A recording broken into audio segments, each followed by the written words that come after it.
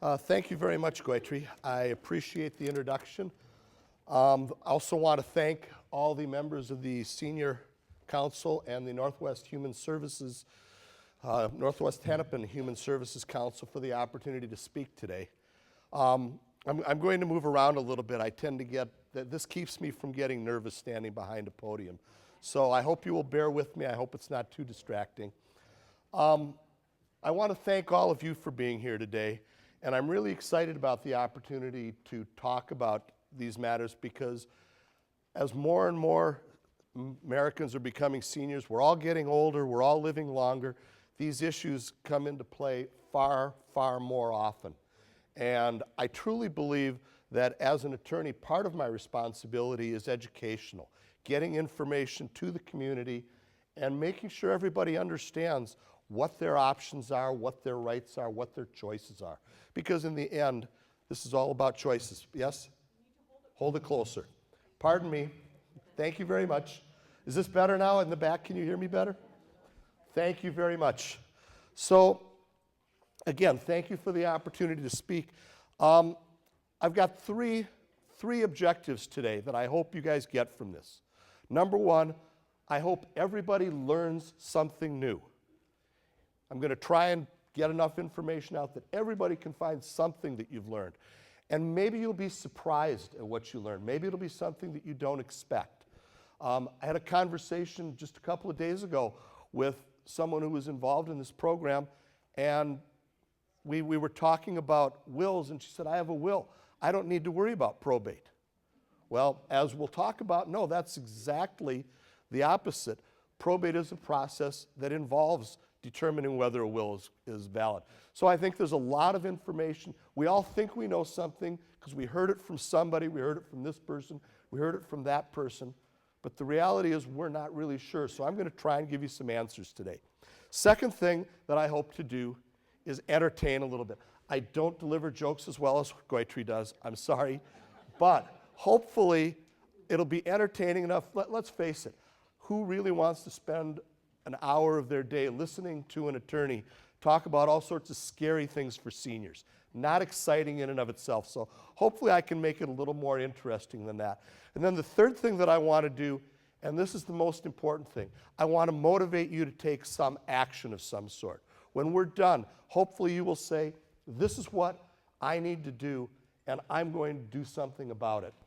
So the last thing I'm going to mention before we get into the substance is, I'd like this to be a little bit interactive.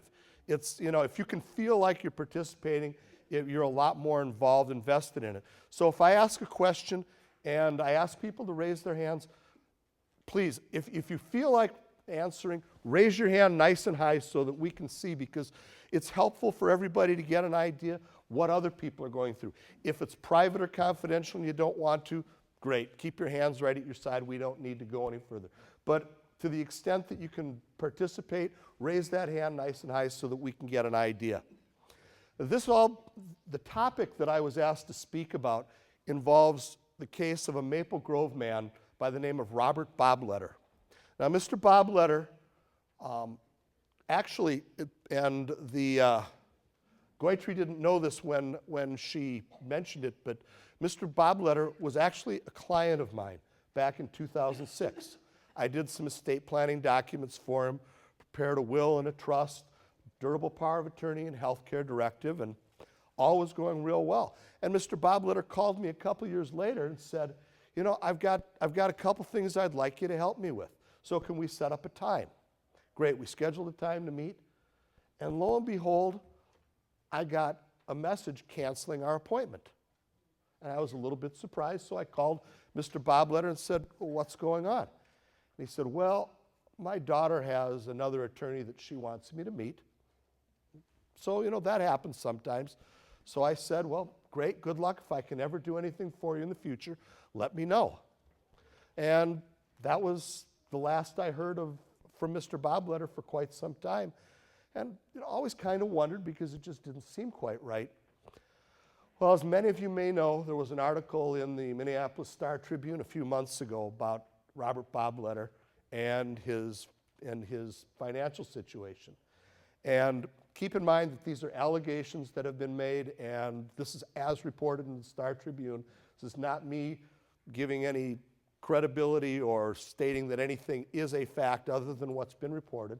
But the allegations are that his daughter, who was named in a new power of attorney, managed to get roughly $153,000 out of his estate prior to the time that Mr. Bobletter died. She used that durable power of attorney, allegedly, to wipe out his estate.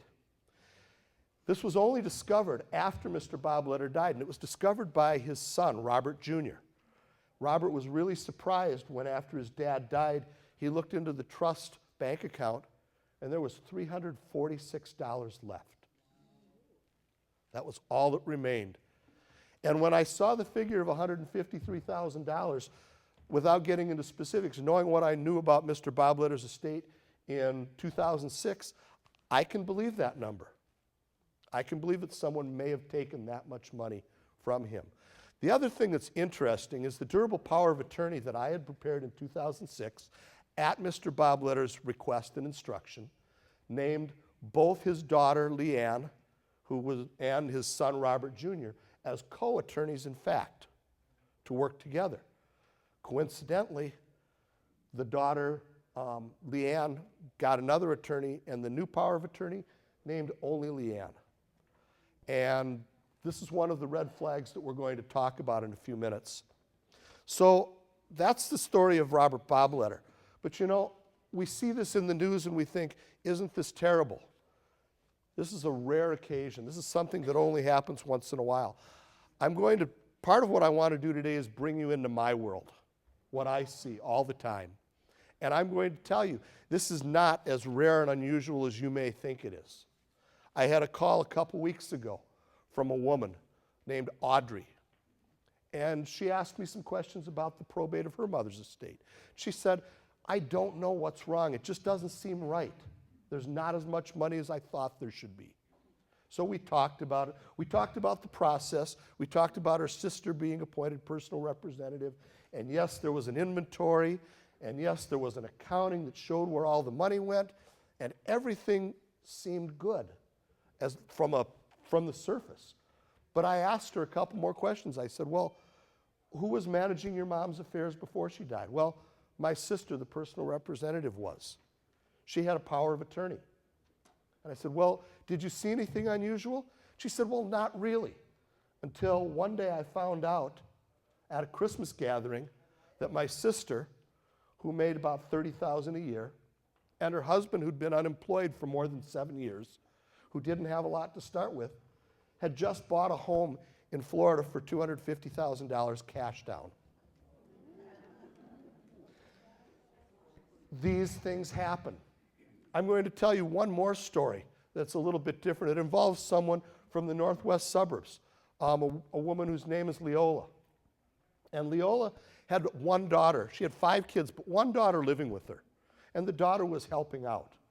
And Leola appreciated it. But Leola had an estate plan in place, leaving everything equally to her 5 kids. And, excuse me, well, by the way, I apologize, my voice, I'm getting over a cold. I may cough occasionally, excuse me. Better now, thank you. Leola had an estate plan, a trust, that left everything equally to her 5 kids, and she owned her home and some other assets, and all was in place. And the one daughter is helping her. But amazingly, over a period of a couple of years, family squabbles kept coming up. And Leola's daughter kept saying, Mom, you should take this person out of your trust. And Mom did. And one at a time, she took 4 of the kids out, to the point that the daughter that was there with her all the time was the only beneficiary. And then she got her mom to execute something called a transfer on death deed, which meant that the daughter that was living with her would get the home automatically at Mom's death. And you know what? Mom might have been fine with this, were it not for the fact that one day she was looking at a computer. She went to the computer and there was a screen that had been left up. And on the screen was a credit card account a credit card account in Leola's name, but not a credit card account that Leola had ever seen or knew anything about. And she began investigating. And with the durable power of attorney, her daughter had opened at least 2 credit card accounts, charged up more than $25,000 on each account, had now talked her, pardon me, had talked her into disinheriting her other 4 siblings and leaving everything to the one daughter. She had, in effect, stolen the estate. And some more research discovered that one of the websites that the daughter had been to frequently was a website called How to Steal an Estate. Oh, thank you. Believe it or not, you can find out anything on the web these days.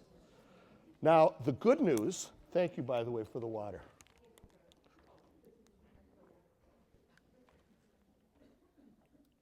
The good news is that Leola was able to get in touch with me. And we revoked the old trust. We put in place a brand new trust that laid things out exactly as Leola had wanted. We voided the transfer on death deed. We placed her property into the trust. We contacted the credit card companies, let them know that she had never taken them out, that her signature was not on them, that the statements were going to an address that was not hers, and that she had not received any of the benefits from this. And the credit card company worked with us and relieved Leola of the indebtedness. And we had everything in place. And it's fortunate we did, because 2 weeks later, Leola died. And it's sad that she died, but she had the peace of mind knowing that she had gotten things fixed. And as she put it, my daughter had already received her inheritance. So she was happy with what happened. So what do we learn from all this? We hear these stories, and what's the simple answer? Boy, I am never giving anyone a power of attorney, right? Well, unfortunately, no. Because if we do that, we now put ourselves at the mercy of the state and its rules, and we'll talk about those in a little while, and what has to be done then, and we lose our right to choose. And that's what's important about the estate planning process. This is your opportunity to express your wishes, to make choices, to decide for yourself. And I assume most of you are here today because it's important to you to decide for yourself what you want. So,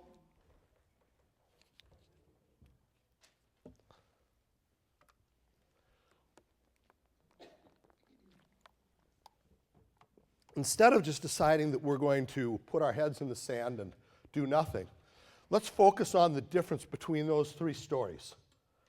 The first 2 stories, nobody did anything and found out until after the fact. Leola was proactive. She did something. She took action to make sure that this wasn't going to be a problem for her. So that's what we're going to talk about today. What can you do to protect your estate? What can you do to make sure that these things don't happen to you? And there are 3 things that I'm going to ask you to do today, talking about estate planning. Number 1, learn about it. Learn about it. Number 2, talk about it. And number 3, do something about it. So first, learn about it. How can you learn about it? Well, this is a good start. We're here getting information. I'm going to try and give you enough information so that everybody understands what their choices are. Also, you can read about it. There are books, there are articles, they're all over the place. You can go online. There are websites that have information about all these things. I have a website, www.henlinelaw.com. There are other good websites out there. Find out about them. You can go, the Minnesota Attorney General's office has website information. You can consult with professionals. I get phone calls every week from people who have questions. And I'm glad to answer a question, give somebody direction. Yes, you need to worry about this. No, you don't. Check on this, look here. Other professionals will do that. There also is a website called AVO. It's www.avvo.com. And on AVO, you can post a question for professionals to answer. I probably answer 75 to 100 questions a year that are posted on AVO. They at least say, do I need an attorney? Yes, no. Is this something I should, pardon me, is this something I should worry about?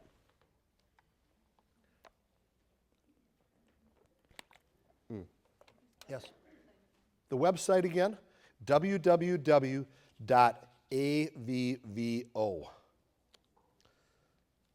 Now, let me ask a question. Who in this room has a durable power of attorney in place? Raise your hand. A lot of you do. Okay. Does everybody know that that durable power of attorney is in effect right now and active right now? I hope you do. Because you know what? I can't tell you how many times I hear people say, oh, that's only for if I'm disabled. That's only if I'm not able to do things. Well, that's what you hope. But the reality is, it is in full force and effect right now. And if you've got it, then you need to learn about it. You need to do something about what's going on. You need to ask questions. Get copies of statements. Do you know you have the right to an accounting whenever you request it under that durable power of attorney? Under Minnesota law, you can request an accounting of every transaction that your attorney, in fact, has made for you, and they are obligated to give it to you. You have the right to an independent third-party statement, your bank statement, your investment account statement, and if your attorney, in fact, is getting those for you, ask for it, verify, find out. That gets us to the second thing that I want you to do today. Talk about it. Have the conversation. Nobody wants to have the conversation. I get people that ask me all the time, how do I bring it up? Nobody wants to say, Mom, Dad, you're getting old. And Mom and Dad don't want to look at their kids and say, hey, kids, guess what? I'm going to die. These are hard things to have. It's hard to talk about assets. A lot of us grew up in a time when we don't talk about money. It's private, it's personal. And I see clients all the time that don't want to, sometimes they don't want to tell me, which makes my job even more challenging. But it's important to talk about it with people you love and trust. I'm going to tell you this, communication is the single biggest key to being certain your wishes are carried out. Keep that in mind. And I'm going to tell you a quick story that a banker friend of mine likes to tell. And he had a client, a woman who didn't have a fortune. She'd taken care of herself. She was okay. But he sat down with her one day as she was getting older and said, do you have a plan? What are you going to do when you can't take care of yourself? And she said, yes, I do. I have a wonderful daughter, and my daughter has a room at her house. And I'm going to stay with my daughter. And he said, well, that's great. That's absolutely fabulous. 2 weeks later, of course, the daughter came in, and he said, yeah, I saw your mom. She's doing great. And daughter says, yeah, she is, but you know, she's getting on in the years, and she's not going to be able to take care of herself forever. And the banker said, do you have a plan for her? And the daughter said, yeah, I've been looking at homes. The fact is, they hadn't communicated. They had a plan, but it wasn't the same plan. So have the talk. It's very important. Keep in mind that as parents, you're the linchpin. You're what holds the family together very often. The kids, they do their things, but you know what? They depend on Mom and Dad oftentimes to provide the rules and the order in the family. And I can't tell you how many times I see the family disintegrate when Mom and Dad are gone. It is critical. Have the conversation. Kids all have their own ideas about what Mom or Dad want. Like the banker story. One child thinks Mom or Dad want to live with you. Another one thinks you want to live with you. I don't know how many of you are fans of the program Frasier, but in the early years of the program, there was a big fight about who would keep Marty. And the reality is Marty probably could have taken better care than either one of them, but they didn't have a plan in place. So have the talk. And know one thing. If you have the talk, you will at least have the peace of mind to know that everyone is on the same page. Everyone knows what you want. And your kids and your family members will have the peace of mind to say, we know what mom or dad wanted. And that's critical. So that's the second step. We've learned about it. Now we've talked about it. Number 3, do something about it. I'm going to tell you a story about my experience. For about 9 years, I served as a private independent consultant for Ameriprise Financial Advisors. I provided advice to their high net worth clients across the country, people who had millions of dollars, 3 to 5 million, up to even 50 at one point. And in doing that, I saw some of the best prepared estate plans in the world, beautifully crafted documents, trusts that covered every possible contingency. And yet, far too often, there was not a single asset placed in that trust, which meant that it was a non-functioning document, because a trust only works when there are assets in it. Do something about it. Finish your plan. Take care of it.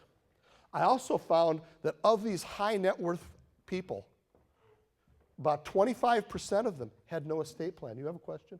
The question I have is, how does one know what a good estate planning example, can we somehow get a hold of some example to see what others have done so we know kind of where to start? I'll talk about that, and that's a good question. I'll try and give you some ideas and give you a sense of where to start. Second thing, though, how many of you in the room have an estate plan in place right now? Raise your hands. Okay, it looks like roughly half, maybe a little less. Those of you that have an estate plan, have it reviewed. I don't know how long it's been since you wrote it up. Things change. You may not need that trust fund for little Johnny, your child who was 5 years old. Johnny may be 45 years old and doesn't need the trust. Maybe Johnny's married and you don't like Johnny's wife and you want to be careful about what happens to the money. There are a lot of things that change. Another thing that I want to tell every one of you about, and I don't know how many of you are aware that the estate tax law had a major change this January? A few. There was a major change. This change may or may not affect you, but it does give you some opportunities. Because of a gap between the federal estate tax and the Minnesota estate tax, there are some great planning opportunities for those people who have between $1 million and $5 million in assets. That seems like a lot. I hear people laugh, but think about it. Think about it. You have a home that's worth $300,000. You have a cabin that's worth, I know, not everybody does. But my point is, it's surprising how easy. And those of you that are laughing, maybe the person next to you isn't laughing because they're starting to say, maybe I've got more than I realized I had. And that happens far too often. It includes insurance. You each have $100,000 of life insurance. You have a home, $300,000, a cabin of $150,000. You have a retirement plan. It gets up there. And no, it doesn't apply to everybody, but for those that it does, have it reviewed. It's worth having. It's worth it. That's doing something about it. And the third thing is making choices while you can. So we're going to talk, and my time is getting by quickly, but I'm going to try and do this as quickly as I can. First of all, if you have a power of attorney in place, this gets us back to where we began. Trust your instincts. If it feels wrong, it probably is. There's probably something that bothered you. That's what Leola didn't like. It just didn't feel right in her gut. So trust your instincts. Number 2, ask questions. See documentation. Get the accountings we talked about. Get third-party verification of accounts. Number 3, or let me back up. I'll tell you a quick story, and I got to minimize stories because I'm running short on time. But quick story. Client came to me because one of her children wanted her declared incompetent and have a guardianship. So one of the things I asked her for was a bank account statement. And I wanted to show that she had been taking care of her payments, that she was capable of doing this. Well, when I looked at the bank account statements, I found almost daily cash withdrawals from an ATM at a nearby convenience store. And I asked Mom about this. Well, yeah, sometimes my daughter goes down to the store to get things for me. But every single day, there was $30, $50, 30 or 20, 40, $60 from the cash machine. You know what we found out? Daughter liked to play bingo. Daughter liked to go to the casino. And it wasn't a fortune. But mom was financing daughter's fun. And we only found that out by looking at the statements. So get the documentation. Then, red flags. These are the things that you should be on the lookout for. Number one, money missing. Like we talked about that, the ATMs. Money that's not there that you expect should be there. Number two, changes you didn't know about. Your attorney, in fact, moves your money from one bank to another. I can't tell you how many times I see that transfer. Guess what? Somebody's name didn't get put on the account when they transfer it. So if you don't know about it, being told you must have forgot. Now, I forget things all the time. My kids laugh at me because I forget things. But when I'm told I must have forgot about taking out $200 from the bank, that's not something that we forget about. You hear that, that's a red flag. Somebody telling you to change, somebody saying, you've got to do this. This goes back to the Leola story, where her daughter tried to tell her, take this person out, do this, and it didn't sit right. But the daughter kept pushing. This, we attorneys call this undue influence. And undue influence is a negative way to, it voids the document. But you have to establish it, you have to prove it. And if someone is exercising undue influence over you, that's a red flag. And the other red flag that I want to make sure you're aware of is secrecy. If you can't find anything out, if you ask for a statement and you don't get it, they don't tell you, they ignore you. I see this all the time. That's a red flag. So what do you do when you see one of these red flags? You have a lot of options. You can get a co-agent, like Mr. Boblitter originally had, a co-attorney in fact. Two people have to do it. It may not guarantee, they may be in cahoots and they may still be trying to take your money. But the fact is, generally they act as a check on one another. Second thing, you can have something called a springing power of attorney. That's one that comes into existence when you're disabled. And we talked about right now that most of them are they're active right now. You can limit that. Of course, the problem then is you have to get a doctor's letter when the time comes, which is kind of an inconvenience. But it is one way to make sure people don't, your attorney in fact doesn't steal your money now. Number three, you can limit the authority, which makes it easier. You can limit it to real estate transactions, filing tax returns, any limitations you want that are applicable. The problem is if something happens to you, that then limits the attorney in fact's ability to do something. You can have an expiration date so that they can only do it for a little bit of time.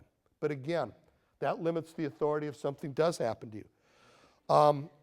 If there's a problem, you can revoke it. I actually had somebody say, gee, I thought they were permanent. No, they're durable, but you always have the right to revoke it. You can take that document and you can tear it up. But the important thing to remember is if there's a third party involved, you have to notify them in writing. And I always tell this to my clients, and the important thing isn't that you remember exactly how, but that you remember you can revoke it, and if you need to revoke it, you give me a call, I will remind you of exactly what to do and how to revoke it. And you can also talk with family members, and if that doesn't do it, call adult protection. Adult protection is there to protect potentially vulnerable adults. They have police authority, they have legal authority, they can investigate what's going on, and they can protect you. But do something about it if you suspect there's a problem, if you see a red flag. Now, we're getting close toward the end. I apologize, I was going to talk about estate planning now. I'm going to be real brief about this. What's that? Okay, I'm going to be real brief about this, but I'm able to answer some questions after I'm done talking, and then I'll also be available back in the back room to answer questions for you after I'm done up here. So please feel free, if you haven't had a chance to ask or if you don't want to ask in front of everybody, please feel free to come back and ask. So what is estate planning? Estate is basically two things. It's you and your stuff, everything you own. But it's you. That's the important part. You are part of your estate. Planning. Planning decides who gets to decide about you and your stuff, who gets the benefit of you and your stuff, and when does it happen. That's about as simple as I can make the process of estate planning. Now, today, you're all basically alive and well. It's really easy to answer those questions. Who gets to decide? You do. Who gets the benefit? Anybody you say. And when? Whenever you want them to. That's easy. But now the spoiler alert of the entire presentation. As good as you feel today, it won't last forever. Eventually, we're all going to get sick, and it is. Most of us are going to die, and if anybody has the answer to that, I want to know, because I can make more money than being an attorney with that secret. But it's going to happen, I'm sorry. So what do we do when we're disabled? Well, the good news is the state of Minnesota, in the infinite wisdom of our legislators, has put in place a plan for you. How many of us believe that our legislators, as good as they are, really know what's best for us? I don't see a lot of confidence in the legislature. And that is the simple truth. The rules require for you, if you're disabled and you want to have control over your person, you have to establish a guardianship. You have to have an attorney go into court and get a judge involved. And they may appoint somebody that you don't know. I see cases all the time where the county brings the petition and the county nominates a person to be the guardian. And I doubt that that person really knows what you want and is going to follow your wishes.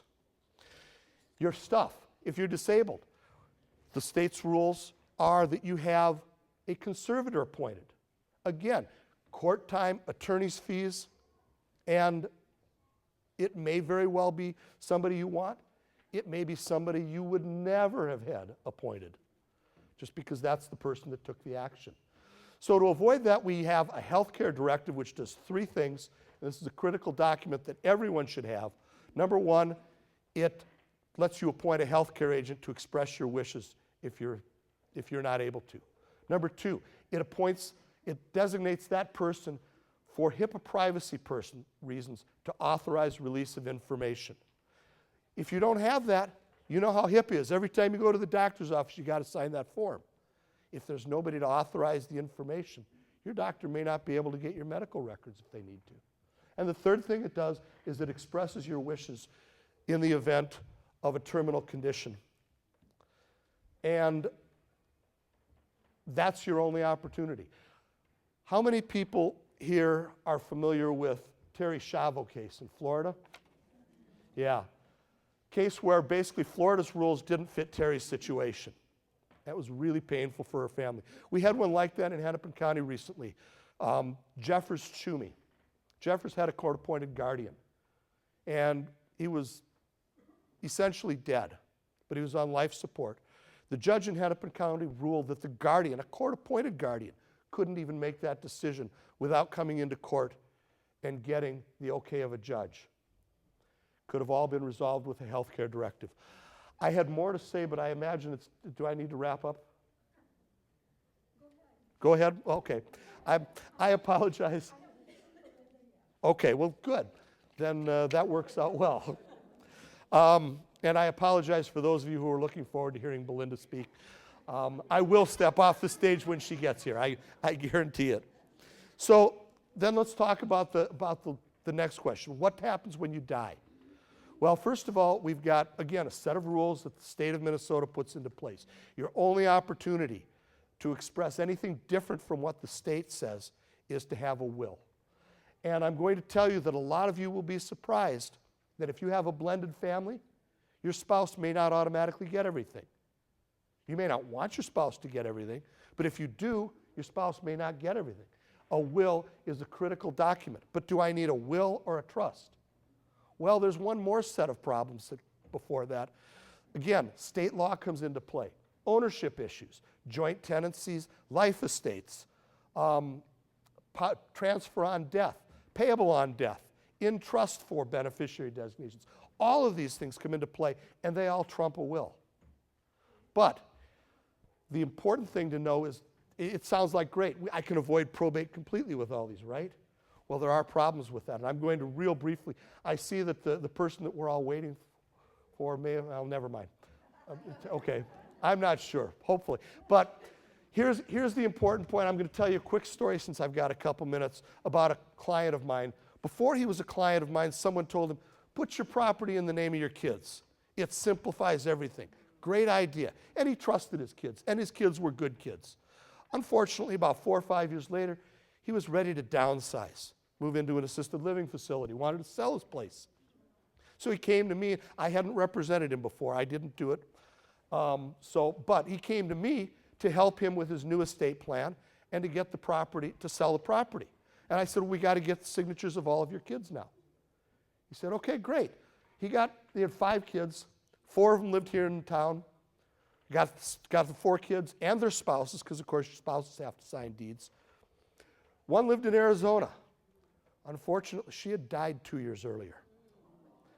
They hadn't probated her estate, but under Arizona law, her husband inherited everything. Now her husband owned her share. And to compound the problem, the husband hated my client. And he essentially extorted money out of my client to get a signature on a deed for his own property. So you got to be careful about that. Okay, with that, I'm afraid we have to wrap up. But I appreciate your time. I'm gonna just wrap up real quickly. And again, I'm available for more questions. But I hope 3 things to remember. Again, learn about estate planning, talk about estate planning, and do something about it. Those are the 3 things that are critical. I started out wanting to, number 1, teach something. Everybody learns something. I hope most of you learned something in this. Number 2, I hope I've been mildly entertaining, at least enough to tolerate the wait. And number 3, I hope I've motivated you to do something. Please, take action. Learn about it, talk about it, do something about it. Thank you very much for your time. Thank you, Gertrude.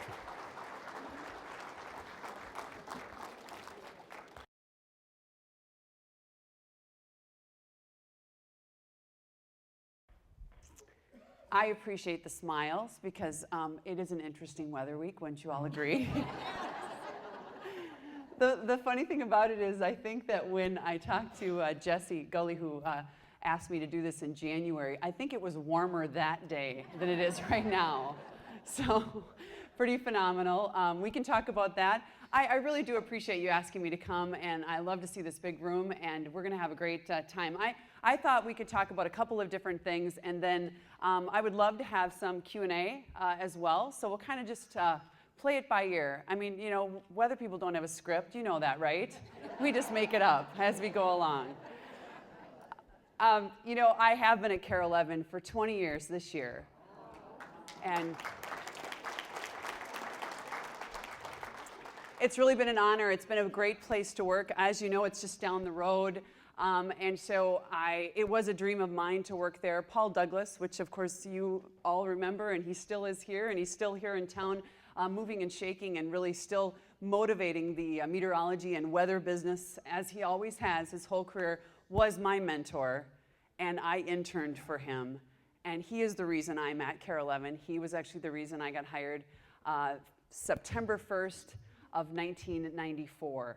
And so, actually 1993. I got married September 3rd, 1994. Wow, it's all coming together today. One more cup of coffee might have worked. I was there late last night looking at another winter storm. So, I know.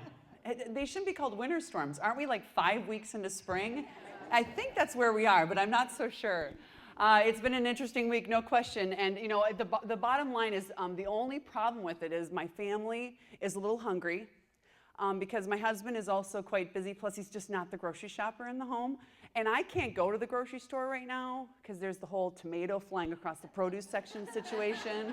And so, you know, the takeout people are getting sick of us. And so, you know, it is funny because, you know, obviously we're not in charge, and obviously I am the messenger, and I have been for a long time, and I'm used to that, and I take that with a lot of levity. I know that it's something that I have to do, and it's really kind of fun on most days, but just hasn't been for the last 10 days. So let me just give you a little bit of background on me.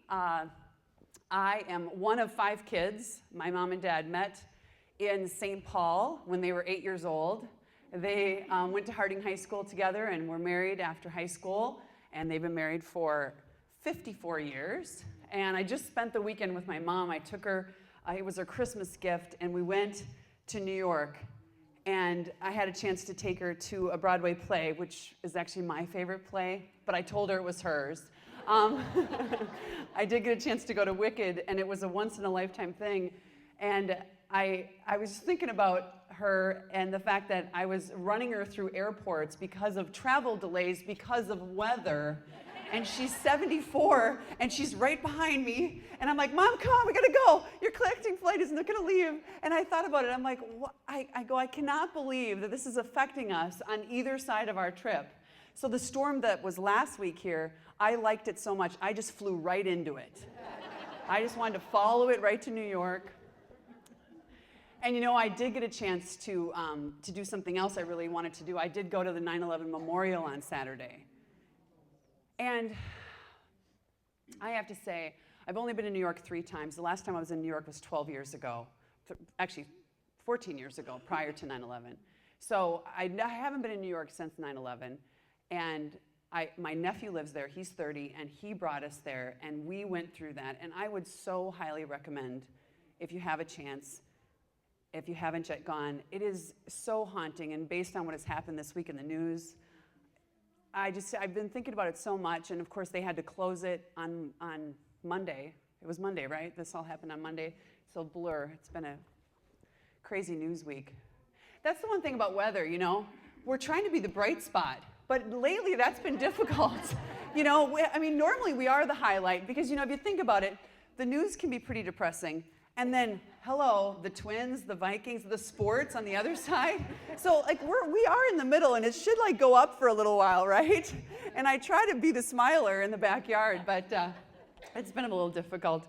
So back to my parents and back to our family. So anyway, I grew up, and my dad was in the Navy and was all over the country. By the time he had myself and my little brother, I'm the 4th of 5, he moved back home to the Twin Cities to actually Apple Valley. So grew up in St. Paul, went to Apple Valley, and then when I was in kindergarten, my dad's dream was to go and live on the St. Croix River. He bummed around the St. Croix River his whole life with his brothers. If he ever had a chance to go over to Hudson or anywhere else, he would do that. So it was kind of his dream. So we ended up, when I was 6 years old, moving to Prescott, Wisconsin, which is a fabulous, fabulous town, just a nice, quiet town that still is pretty quiet, actually, which is remarkable. And we lived right on that river. And we had this dilapidated house that we fixed up with 5 kids. You know, we needed a lot of space, but we dealt with what we had. And I spent my whole childhood, as far as I remember, just outside, bumming around on the St. Croix River, playing. And I lived on a mile-long driveway with a farmer at the top of the hill and one other family. And so we played with those kids. They had 5 kids. We had 5 kids. We all played together. We played outside all the time, like we all used to, right? And I really do think that that is the reason I decided to be a meteorologist. I decided that weather was my thing. I decided that nature had to be where I went. And then, of course, the fringe benefit of working at CARE is I've been able to do all of these gardening stories for the last 15 years. And so it all kind of came together, and I really do feel blessed that I was able to do those things, and I continue to be able to do those things, and they haven't kicked me out the door just yet. So that's a good thing. I did go to Mankato State for college after high school because I thought, well, not so sure what I want to do. Went and talked to the counselor my first day at school, and I said, well, I either want to be a social studies teacher because I know my states and capitals really well. Darn it. Or I think I want to be a meteorologist. And the counselor at Mankato State, at the time it was called Mankato State. I know it's not called Mankato State anymore. I don't even know what it's called. University of Minnesota Mankato, right? Whatever. Mankato State is where I went. And the gentleman said to me, he said, well, you know we don't have meteorology. I said, oh no, I know. I'll have to transfer or something. But it was a dream of mine. And the reason it was a dream of mine is because when I was in 10th grade, I wrote a term paper for my English class on meteorology. And when I did that, I thought, well, I have to call Paul Douglas because he's the guy that I know that's a meteorologist. I don't know anyone else. I'm sitting here in Prescott, Wisconsin. And so I called him, and he answered the phone. And I interviewed him on the phone, and I quoted him in my 10th grade paper, and he hates when I tell this story. Of course he hates it, but it's the funniest thing, and it's so true. And I quoted him in my paper, and I thought, well, heck, this is something that I could dive into. And I had a teacher my senior year tell me, he said, you know, Belle, Mr. Gavin, my physics teacher, he only liked me because my brother was a genius. And so he said to me, he's like, well, Belle, you know, you kind of get this physics thing. You kind of get, not totally. So I don't really see you as an engineer type. So have you ever thought about meteorology? And I said, well, I just wrote a term paper on it, and actually I think it's pretty cool. And he said, well, I heard that, and so I wanted to talk to you about going to the University of Wisconsin-Madison, where he went. That was his alma mater. And of course, thankfully, we have such wonderful colleges to choose from. The University of Wisconsin-Madison is one of the best meteorology schools in the country. There are a number of meteorology schools, but the top schools are in Miami, Penn State, and Wisconsin. Paul Douglas went to Penn State. He'll always remind me that he's number one. But that's the bottom line. I went to Madison, so then I did, of course, after a while of still deciding if I wanted to go the states and capitals route, which I still love my states and capitals, and now my 4th grader is learning them, and I like pretty much sit down with them. Do you want to do the states and capitals now?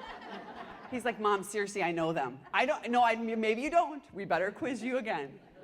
I love it. So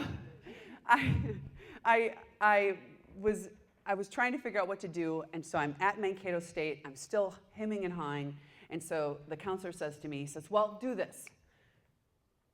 Just take, it won't be a big deal. Just take calculus-based physics, and chemistry back to back, and then just come talk to me.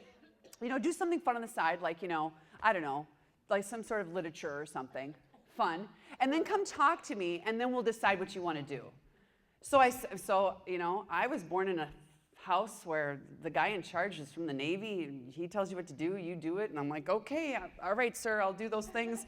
I went off with my heavy books and went back to my dorm, and after the semester of wanting to pull my hair out, fall asleep on my physics book, hoping that the drool would cause osmosis for all of the you know, smartness to go to my brain.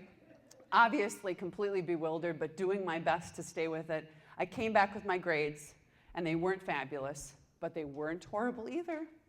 They were pretty good. And so he said, so you don't mind all this science stuff and math stuff? I'm like, nope, I don't. Well, I don't know if mind is the right word. I'm still here, right? And he goes, you know what, you should maybe think about meteorology, because the first 2 years of meteorology is actually pre-engineering. I know it doesn't seem like that way sometimes. Like, do you have a dartboard? Is that how you did the forecast today? No, we actually do have some science behind it. But so it is, the first 2 years is pre-engineering, and so after that, I did transfer to Madison, of course, and that's where I did graduate from. And when I graduated from college, I thought, well, what am I going to do with myself? And I had a wonderful experience my junior year. My junior year, I actually interned at Care 11. And so along with waitressing at Red Lobster on 494 in Penn, which was a fabulous job, I also was Paul Douglas's intern. And it was 1986, and it was a different time in the world when it comes to television. Television has evolved so much. I think about what I did then and what our interns do now. It's like amazing. Like, they come in and they're so savvy and they have it all figured out, and I have it figured out pretty much too. And they come in and they're like, I go, can you figure out how to do this temperature thing? Because I'm just going to run over here and do these 15 things. When I come back, they have it all done. They're just, it's just so amazing to me how much more we can have them do because of the computers and because of how things evolved, of course. So I did intern for Paul Douglas, and so of course television was kind of on my radar, but you know what? I spent 4 months in the Care 11 newsroom. I mean, amazing, opened eyes. Oh my gosh, there's Pat Miles. Oh, I mean, it blew me away, right? But at the same time, I'm like, I don't know if I'm cut out for that. I'm just not so sure. I think I'm going to teach. I'm going to teach earth science, and on the side, I'm going to teach the states and capitals. That's what I'm going to do. So out of Madison, I decided to go to grad school. Because of course, as you probably all know with your children and grandchildren, when you don't know what you want to be when you grow up, you just apply to grad school. And the parents go, what? What are you doing? What are you talking about? More loans, more money? And so I did apply to grad school. And while I was in college, I forgot to tell you, my parents abandoned me. While I was in college, that's a joke. They did leave, but I did know they were leaving. I was in Madison, and they were living up in Prescott, and my dad worked for Control Data for 26 years. And when Control Data folded and fell apart and moved on and separated into 50 other companies, my dad went to work for one of his clients, which was a client in Utah. And so he moved to Utah, and he moved to this client, he moved to the company, he moved my mom. Okay, let's go, honey. And she's like, wait a minute, I have children all over, what are we doing? So it was quite a traumatic situation for her and for me, because when I got done with college, they were gone. And so I applied to a number of colleges for grad school, and one of them was the University of Utah, which has a small program in meteorology, but they do have a master's program there. And so I went to the University of Utah. I was lucky enough to get a scholarship to go there. And I went there to learn, obviously, to be a teacher, to get that master's degree. And along with that, they were going to have me go and figure out what was going on with the Sahara Desert. So just a little task, no big deal. That was what they wanted me to do.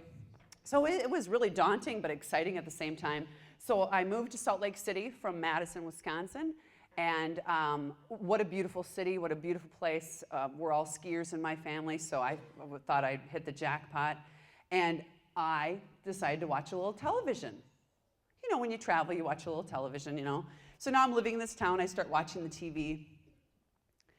And you know how you watch TV in other places and you're like, well, what's the deal with that guy? Or what's the deal with that gal, right? So here I am, 21 years old, brand new meteorologist right out of college. And I'm watching the TV stations, and I start watching the ABC affiliate. KTVX is the call letters. And there's this guy, and he's really good looking. No question there, good looking. But he has no idea what he's talking about, according to me, 21 years old. Like, what do I know? So I gave him a call. I said, well, hi, I'm Belinda Jensen. I'm a meteorologist. Like, I think that was the first time I ever said that in my life, right? I'm a meteorologist, and I was wondering if you need a producer. Because at Care 11, of course, that was one of the things I had a little part to do with, but really I didn't know anything about being a full-time producer. He goes, well, what do you mean? I go, well, I'm going to college, so I can do it just a little bit, and I can't do it too much, but this is when I can do it. And he's like, well, can you come down tomorrow? I'm like, okay. So I go down there. Nicest guy ever, Dave Nemeth. Nicest guy ever. About this tall. Good looking. Really a nice, wonderful communicator. No question there. Wannabe game show host. He tells me this whole story. He sits me down. He's like, I want to be a game show host. I haven't been able to be a game show host. I've been doing the weather for a while. And I'm like, well, gosh, that's kind of weird because the other channels in town have meteorologists. And I know they are because I know where they. I'm like, oh, okay. He goes, so you know what? If you could do whatever you can do would really be helpful. And if you just want to make some things, that'd be great. I'm just going to be over here on the phone with my agent. I mean, and I'm not kidding one little bit. I'm like, okay. So I got hired. So I've hung the maps on the board. That's when we used to hang maps. That was my job at Care 11 as an intern. So I hung the maps. I made a little map board. I started figuring out how to make some graphics for them. And I remember to this day, it was 1990. It was May 31st, the last day of May. And I made a map, and it was just beautiful. and he used it. And I called my mom. She's the only one I knew in the whole town. Mom, look at that map. I made that map, Mom. And she was just like, oh, honey, it's so nice. And I go, thank you so much. Oh my gosh, I was so excited about that map. Well, basically what happened is I'm sitting there, going to college, going to be the teacher, heading maybe to the Sahara at some point in time, don't know really what's going to happen. It's summer in Salt Lake City. It's beautiful. I'm there. I'm making the maps. I'm doing the thing. Da da da. They decide to start a morning show. They didn't have a morning show at the station. The station was one of the lowest on the totem pole in the town, just to kind of tell you what's going on there. So they decided to start a morning show. So they hire a weather guy. They hired another weather guy. And so here comes this guy named Steve. He comes in from California. And so Dave says, well, Belle, can you show Steve how to make these maps? Okay, so I show Steve, the nicest guy ever, show him how to make the maps, and then big promotions. They launch the show, KTVX, sunrise, 6 a.m., come and watch us, blah, blah, blah, blah, blah. Our new weather meter, I don't know what they called him. Steve, he'll be doing the weather, and blah, blah. Huge promotion, right? Well, they hit the show running. It's a big hit right out of the gates, doing pretty well. 2 weeks into the show, Steve doesn't show up for work. And then Steve doesn't show up the next day, and Steve doesn't show up the next day, and I'm not there every day, so I kind of come in, and Dave is like, I'm working mornings, I'm working. So all of a sudden, this news director named John comes up, taps me on the shoulder. Hey, have you ever been on that green screen thing? Do you want to try that out? Do you want to come here? I'm like, okay, let me just paint the picture here. I have long hair down to here, glasses. I'm in a sweatsuit. I have one suit to my name. This is not my plan. I am going to be a teacher in the states and capitals. And they're like, no, come here, just go over here. And then just, point and look and point. I'm like, okay. And television's a funny thing. The bottom line is you look as big as your clothes are. So if the clothes are really, really big, you're really, really big. And then the bottom line is you even look bigger because you're on television. And that's just the way that works. And the problem with television these days is the definition is getting better, and I'm getting older. So I'm like on 94 going the opposite direction at 85 miles an hour right now. So I'm sitting there going, oh, okay. And of course, with the green screen, it's weird. You guys have seen this, right? You're watching yourself on the TV and your right hand turns into your left hand. I mean, like when you're looking in the mirror and you're brushing your teeth with your right hand, it looks like you're brushing your teeth with your left hand in the mirror. So think about this, you don't really want to mess up Wyoming and Utah and Colorado if you point the wrong direction. Remember, you're supposed to know your states and capitals, right? So I'm like trying to figure out the whole geography of Utah, trying to figure out how the weather works in the West. I'm from the Midwest. I'm trying to figure that out. It is quite a time. And so after I did it on tape a couple of times, of course on tape, I rolled out, so they rolled some tape and they go, after the news every night, why don't you just practice? And then we'll talk to you the next day. I'm like, okay. So after the news every night, the maps that I made, beautiful maps by the way, I'm like, okay, I knew my weather. Oh yeah, and then of course they would look at the maps and look at the tapes. And this was again in July.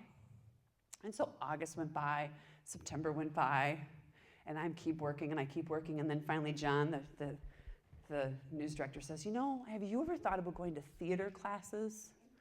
I'm like, what do you mean? Well, like breathe from your toes all the way, and then slow down. And because, I think this is gonna work. I think we gotta cut the hair, and we gotta figure something out, and the teeth and all that. But you know what? It's like, the bottom line is when the storms come, you have to breathe. So if you're going to be talking about the snowstorm, which I know you love snow, and you start talking about the storm coming in, and the storm's coming in, and it looks like the storm's going to be coming in for quite a while, and then it's going to start snowing in the valley, and then snowing in the benches. Now, folks, it's going to start snowing in the canyon.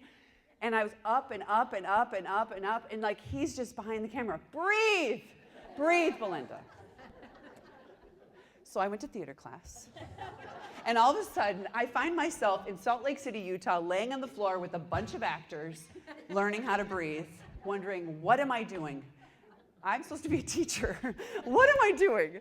And so on December 1st, 1990, I had a chance. I had the opportunity. They finally said, okay, I think you're ready.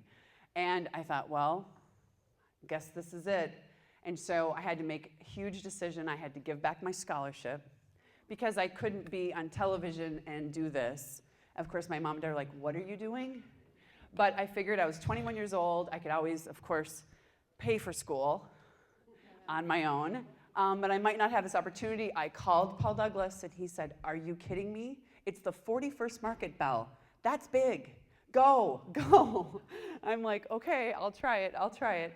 And so December 1st, 1990, I did a Good Morning America cut-in, which is 30 seconds. You know how it used to be Spencer Christian, and now I don't even know who it is anymore. They keep changing them. And now to your local area, and they go to a cut-in. That's one of the things that's taped. A lot of things are obviously, everything is live. What am I saying, a lot of things? Everything is live, but that's taped, and that's how that goes.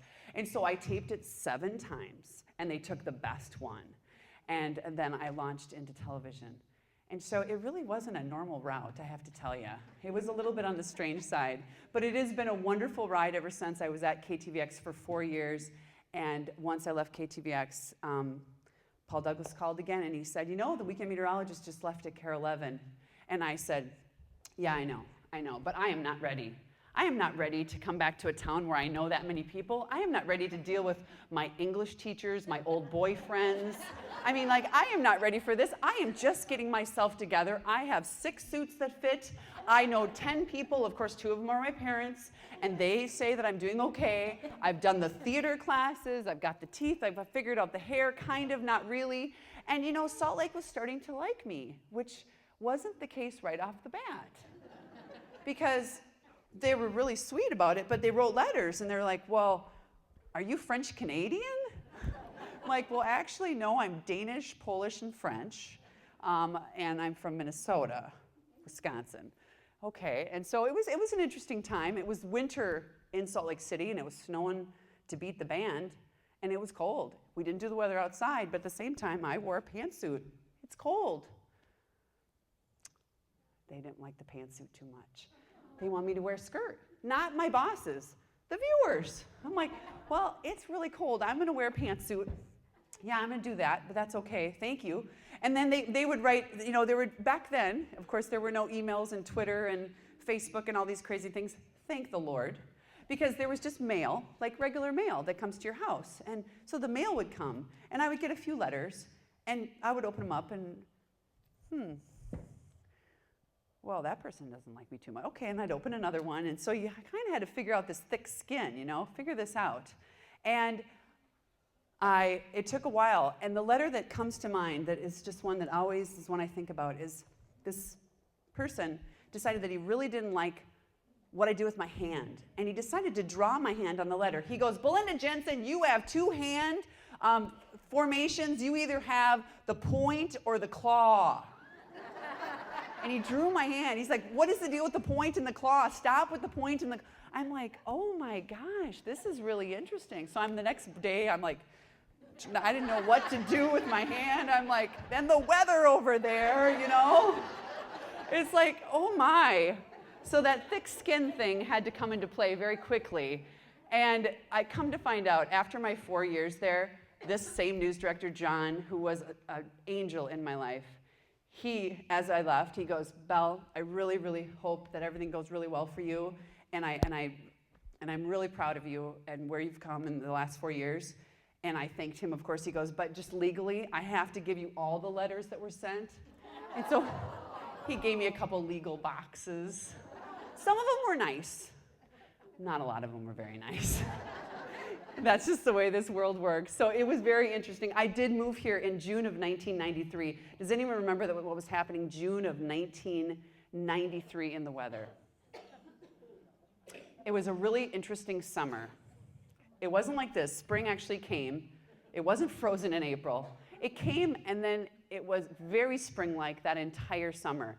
That was the summer when it would not stop raining and we had to send water to Iowa because Iowa's water table became completely polluted by the rivers. And the Missouri River and the Mississippi River, the confluence ended up being 150 miles north of where it was before, and towns became islands.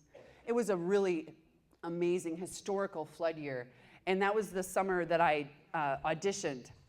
And I came to CARE, I got the call, and my news director goes, you know, Belle, seriously, this will be really good for you. Just go see some friends, audition, it'll all be good. Because of course I'm not gonna get the job, you know? I really wasn't. It was just a fluky situation.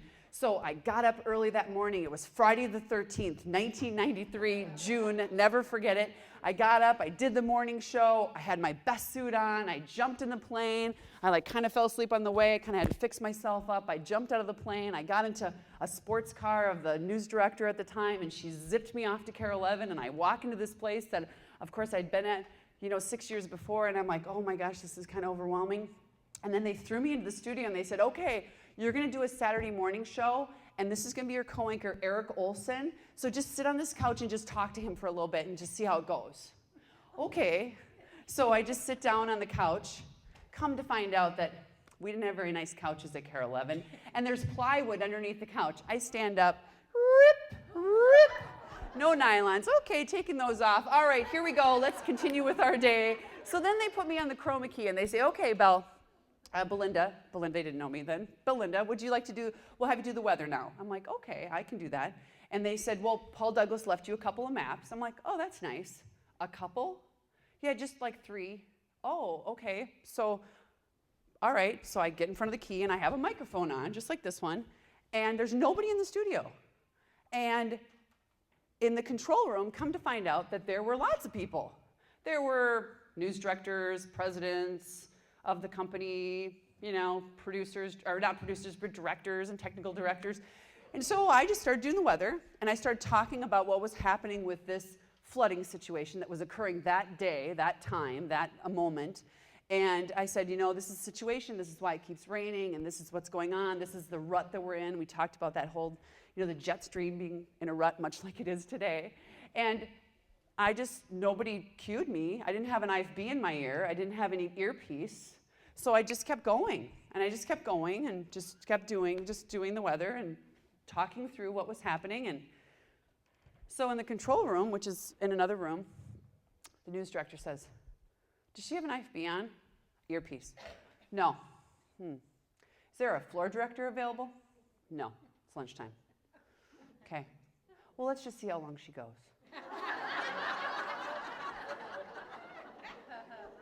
So, I do what I'm told. I just kept going and da-da-da-da and da-da-da-da and da-da-da-da and, they wrap it up, right? No wrap. 13 minutes later, I got that job. So that worked out really well. Ron Stover, everyone, from CARE 11. Hi, Ron. How are you? You've heard this story before. So anyway, the bottom line is it was a wonderful entry into a very interesting business that has evolved so much in my short 20 years. Really, there's so much more that has happened. And one of the things that I mentioned that I haven't had a chance to do is, of course, grow with CARE with my good friend Bobby Jensen. No relation, but we fight like we're married. And I've had a wonderful time doing a gardening story 52 weeks of the year, even this week. In the dead of January, dead of any month, we figure out something that is growing, and we talk about it. And we have had a chance to do so many wonderful things. And as you mentioned, the hydroponics and the straw bale gardening are some of the latest things that we've been able to talk about. And it has been just a wonderful thing that I've had a chance to do, along with Minnesota Bound, along with going to the Olympics for CARE 11, and then on the side, every once in a while, I still do the weather, actually every night. So, I have to say, I did read the book Blue Zones, and I did interview the author of Blue Zones. And Blue Zones is a book about centurions.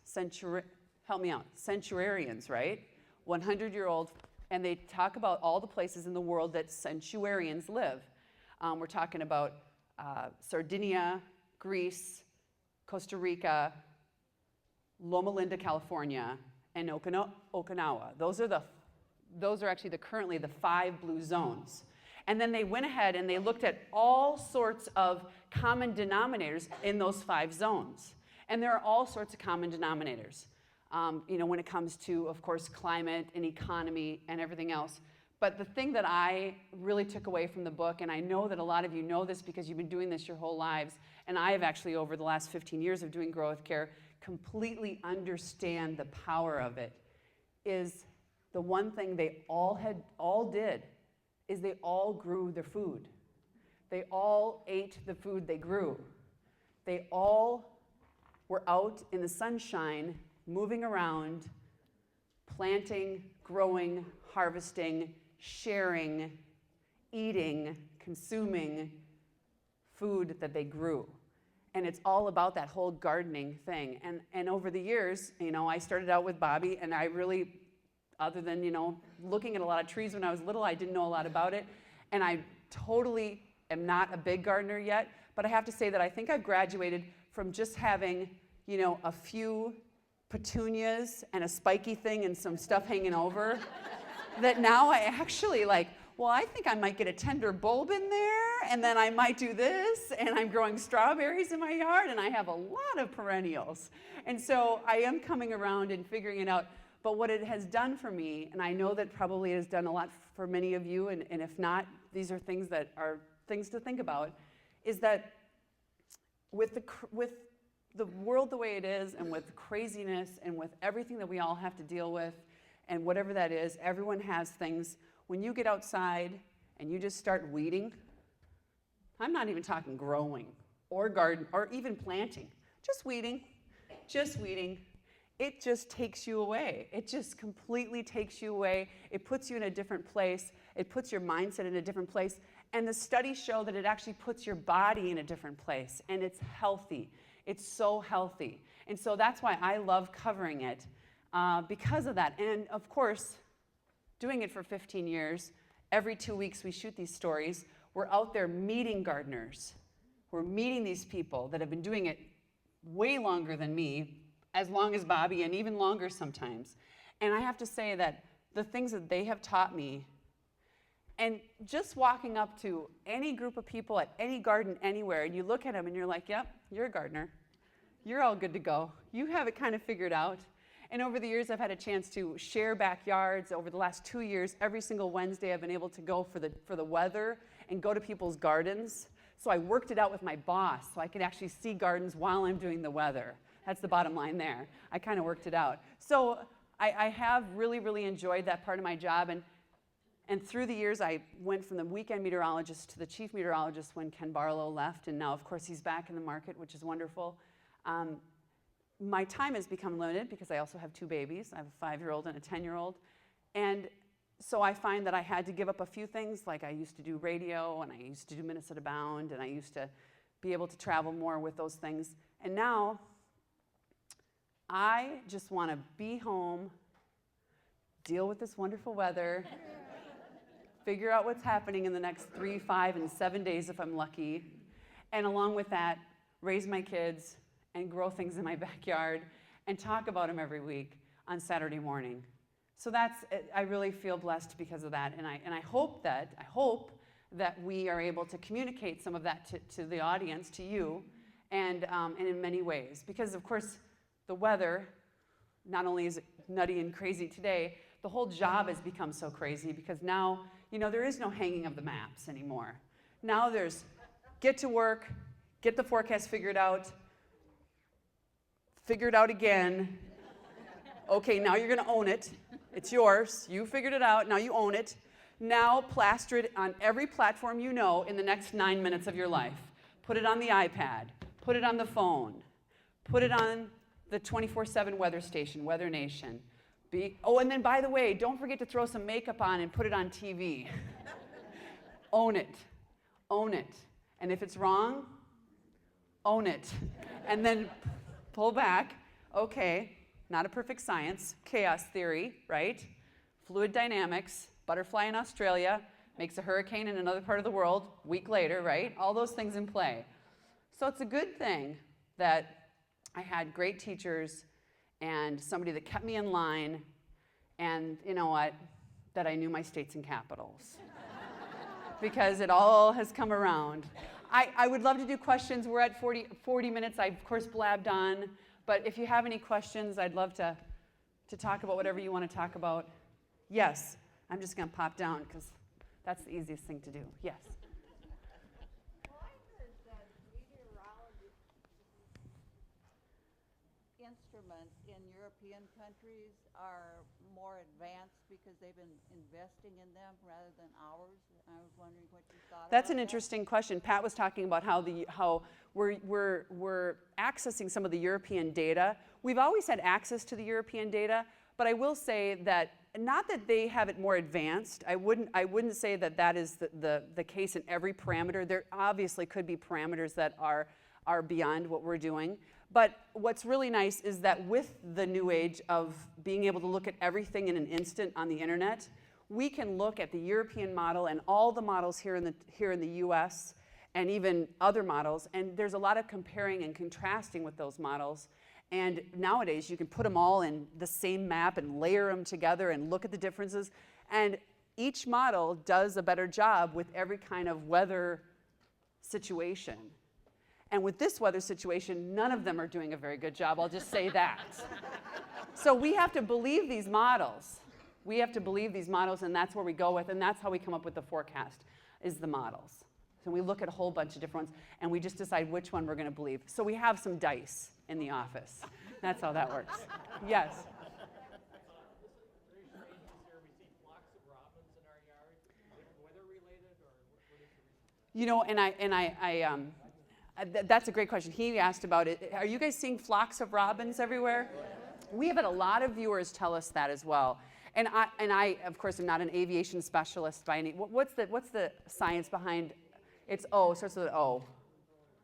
Yes, thank you. I had to remember that one. I'm not one of those, but I have gotten a lot of information on that, and we're actually going to go out and do a story on it. But it absolutely has to be the situation that is going on outside.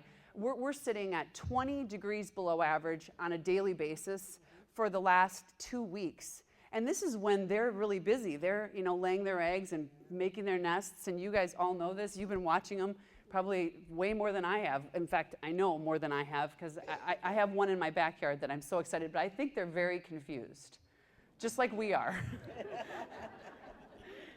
Just like we are. What is your thought on all the crap things up in the atmosphere on the weather conditions? So what is my thought on what is happening? We will not get into global warming right now. We won't, because we don't have enough time. But I will tell you that I really do think that this has happened before. We are in a cyclical cycle. The daylight, or the amount of hours of the day hasn't changed. An average is an average because it's average of what happens. We have historical data that says that this has happened before. Is it absolutely unusual based on what happened last year? Absolutely. And is the sequence right now very, very up and down? Absolutely. Can you go ahead and from that graduate right to a decision that is a much bigger decision? My personal opinion is you cannot. But I will tell you with that, my degree is in meteorology, and I try to get the next 7 days right, and that is what my goal is every single day. And there are scientists that's all they're doing 24/7, and so my job is to read all of that and take in all of that, but it's not my job to actually talk through those things. We would want to get a professional in to do those things, to talk about that, because there's people that are spending their entire careers deciding on those things. And I will tell you, as I probably don't need to, it has become very political. And so it is a hot potato. And I like hot potatoes, but not that one. I really do like hot potatoes. Yes? You know what? I do know that answer. I really do, because I did spend last week with a hydrologist. I interviewed him for over an hour and a half, and he's a badger. And so he's a very smart man, actually. And you know what? This is the silver lining. The silver lining is this. In southern Minnesota, where the worst drought is, the current drought number for moderate, severe, and extreme in the state of Minnesota, the number right now is still 78% of the state. is moderate, severe, or extreme. Most of it's now moderate, so it has gotten better. They do the drought monitor every week. They look at a number of factors, and they have data till Tuesday, and then they put a new drought monitor out every Thursday. So it's getting better, but over the winter, of course, things are frozen, and they can't really get all of the data they need. But with that said, all of the precipitation that's fallen in the southern part of the state, that hydrologist said that he believes that most of it south of the Twin Cities has completely soaked in. And I said, well, how do you know that? And he goes, well, prior to this snow, he goes, the snowpack went away and the rivers didn't rise. I'm like, well, that's actually pretty logical, right? But he also said, and they have monitors on all the rivers, you know. He also said this is an interesting point. He said, the problem here in the Twin Cities is that because we didn't have snow in January and it got so cold, the ground actually froze down in most places to around 39 to 40 inches. And a typical year, it would freeze to about 28 or 29 inches. And so even though the water can only soak in, the ground thaws out from the top down. And so the water can only soak in until it hits ice. And then, of course, it can't and has to disperse from there. But he did say that this is beneficial, and that the fact that it's melting slower is also beneficial for areas that have too much snowpack on the ground and do have an issue with flooding, like the Red River. So that's kind of fun. That's a good thing, right? That's a good thing, yes. Can you tell us something about Weather Nation? Weather Nation is a fabulous partner of Carol Levin, and it is Paul Douglas's brand new company. And it is a company in Excelsior, Minnesota, which is kind of fun because it's right down the road. And he employs, I don't know what the number currently is, but around 12 meteorologists there that have come in from all over the country. He hired them all. And he has a 24/7 weather station, just like the Weather Channel. So basically, he created his own weather channel, and it's called Weather Nation, but it feeds not only to TVs like Carol Levin. So if you have I don't know what the media or the company up this way is. Is it Comcast? Okay, so it's 216. It's 216 on Comcast. It can't be on 11, so it has to be on another channel. So it's on 216, and he feeds that, but he also feeds websites all over the country, and he feeds websites of newspapers, like the St. Cloud Times. If you go to the St. Cloud Times website and you look at the weather section, the video on there will be Weather Nation, will be Paul Douglas.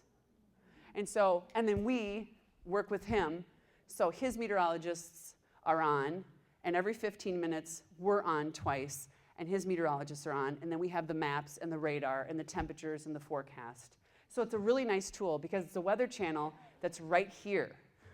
Because the Weather Channel is in Atlanta. And that's fine and dandy, but the meteorologists that work there are all from the East Coast, and they don't really know where Minnesota is sometimes. And you know, storms aren't storms until they hit the East Coast, as we all know, right? Yeah. They're not big storms until they hit the East Coast. Yes? Do you have any way of knowing what our summer might be like based on what's been going on? Yeah. I so wish that the climatologists were as good as we are, because I'm kidding, of course, but we have these 30, 60, and 90-day outlooks.